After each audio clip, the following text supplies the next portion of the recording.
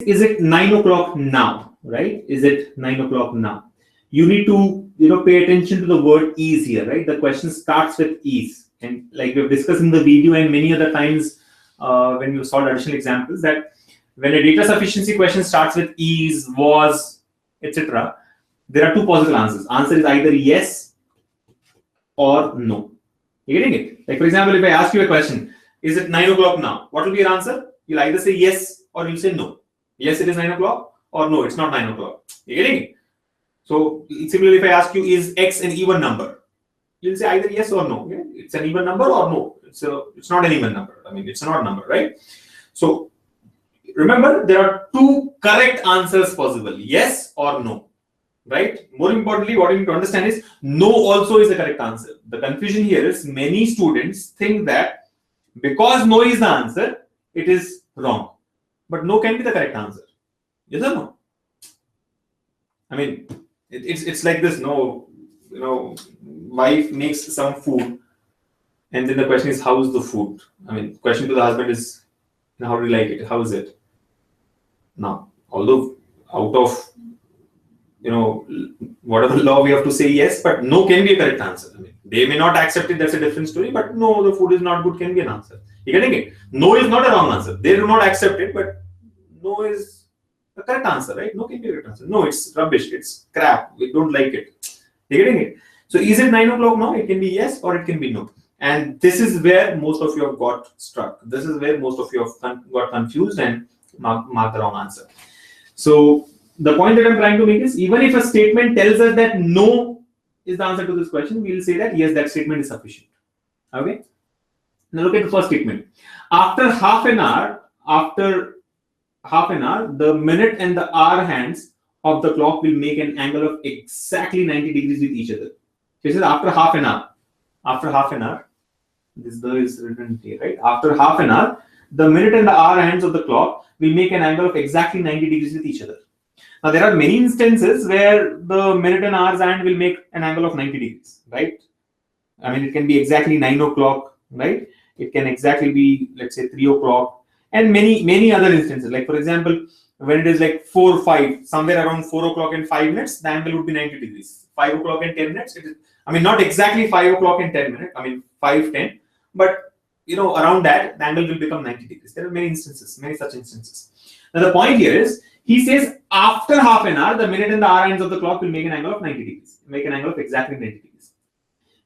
So if you see roughly, I mean, we are talking about 9 o'clock now. So even if it is to be 9 o'clock, it can be only after half an hour, because at 9 o'clock, that the angle is exactly 90 degrees. Yes or no? You know that the angle at 9 o'clock is exactly 90 degrees. He says this is possible only after half an hour. Right? The hands will make an angle of 90 degrees only after half an hour. So clearly it's not 9 o'clock now. It is either 8:30 or something else. Are you able to follow? It can be 8:30 now. I mean, close to 8:30. Not again exactly 8:30, but close to 8:30. Yeah, 8:30 or many other instances there. But it cannot be 9 o'clock. Right? It cannot be 9 o'clock. Are you able to follow? Are you able to follow? Because if it is 9 o'clock, exactly after half an hour, it will be 9:30. And remember, at 9:30, the minute and the hour hands will not make an angle of 90 degrees. Let me clear some confusion here. If you are thinking that at 9:30, where the hands will look like this, if you say that the angle is 90 degrees, you're wrong. At 9:30, the angle between the two hands is not 90 degrees. At 9:30, the angle between the two hands is not 90 degrees. It will be a little more than 90 degrees. Right? Here, he has used the word exactly 90 degrees. You're getting it? Because by the time this minute's hand will come to, this 30 minutes position, this hour's hand will move a little bit. It will come between 9 o'clock and 10 o'clock. You're getting it? If it's 9 and 10, the hour hand will be between 9 and 10. Right? So it cannot be exactly 90 degrees. So don't think that now it is 9 o'clock and after half an hour it will be 9:30. So the angle is 90 degrees. It's not that. It cannot be 9 o'clock now. You're able to follow? Now the question was, is it 9 o'clock now? Very clearly we know that no, it is not 9 o'clock now. How are we able to say this? Because of statement 1. So can we say statement 1 alone is sufficient? Yes. Statement 1 alone is sufficient. You're getting it? Statement 1 alone is sufficient to answer the question. And what is the answer to this question? No is the answer to this question, according to statement 1. Look at statement 2 now. exactly 15 minutes ago, the hour and the minutes hand of the clock coincided with each other. Now, this is again a different case, right? When do the hands coincide with each other? It's like exactly 12 o'clock. At 12, both the hands will coincide with each other, right? Roughly around 3:15, the hands will coincide with each other. Yes or no? Around 6:30, the hands will coincide with each other. Around, let's say 9:45, the hands will coincide with each other. I mean, roughly again, not exactly. Now he says exactly 15 minutes ago, the hour and the minutes hands of the clock coincided with each other. So is it 9 o'clock now? It cannot be. You're able to follow. See, I'm sure many of you would say that, let's assume the time is 8:45 now. Let's assume the time is 8:45 now.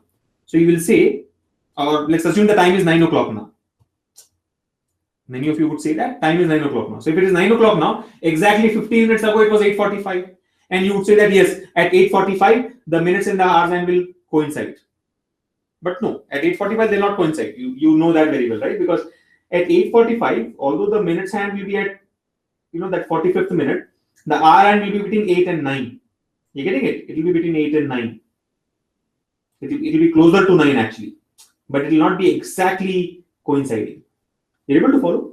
So he says, 15 minutes ago, they had coincided. Exactly 15 minutes ago, they had coincided. So you cannot say that the time is 9 o'clock now, right? Because if it is 9 o'clock now, exactly 15 minutes ago, the time was 8:45. But at 8:45, the two hands will not coincide with each other. There will be some difference.